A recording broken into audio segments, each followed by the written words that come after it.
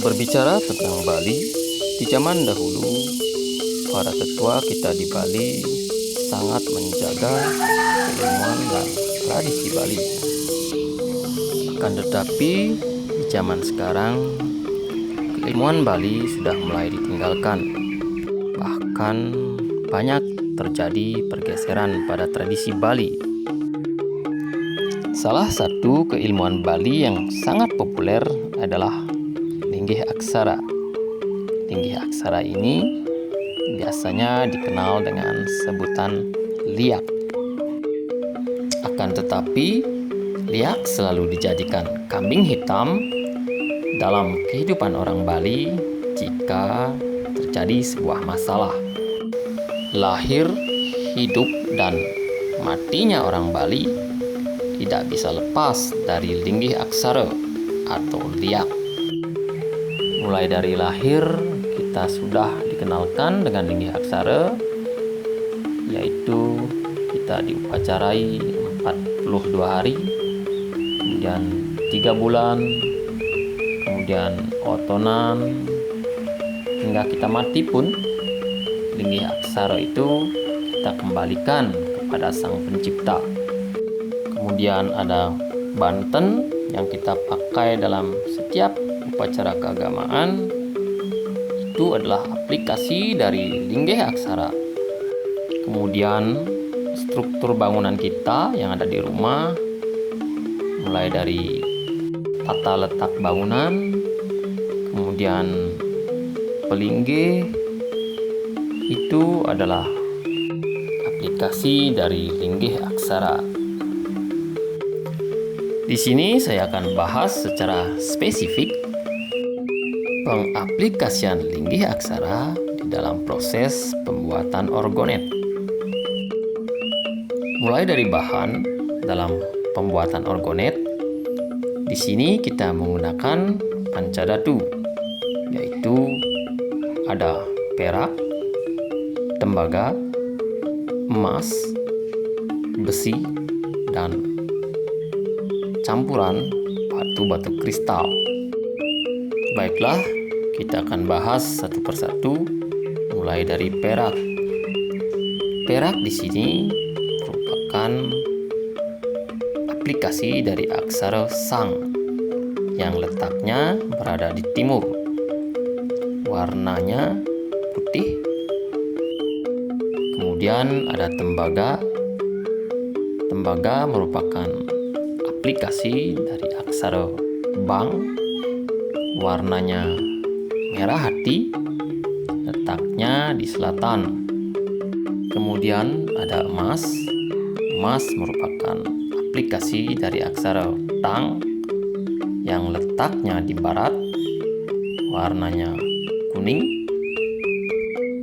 Kemudian yang terakhir ada besi. Besi merupakan aplikasi dari aksara ang yang letaknya di utara. Warnanya biasanya gelap atau hitam. Kemudian komponen yang terakhir yaitu batu-batu kristal. Batu-batu kristal ini bermacam-macam kita gunakan. Mulai dari clear quartz, kemudian ada tiger eyes, ada ruby, ada rose quartz, dan ada ametis, juga ada kristal-kristal yang lain. Jika kita perhatikan dari bahan-bahan tersebut, ada 2 unsur di sini, yaitu unsur logam dan unsur mineral. Nah, jika saya perhatikan selama beberapa tahun membuat orgonet ini, unsur logam di sini berperan sebagai penghantar data.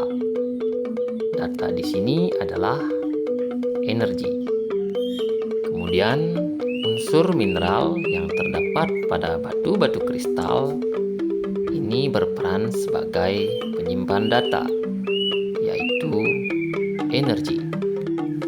Jika kita perhatikan di zaman sekarang ini, komponen-komponen logam tersebut banyak digunakan dalam teknologi seperti pada handphone, kemudian pada komputer seperti pada prosesor, juga pada memori penyimpanan data.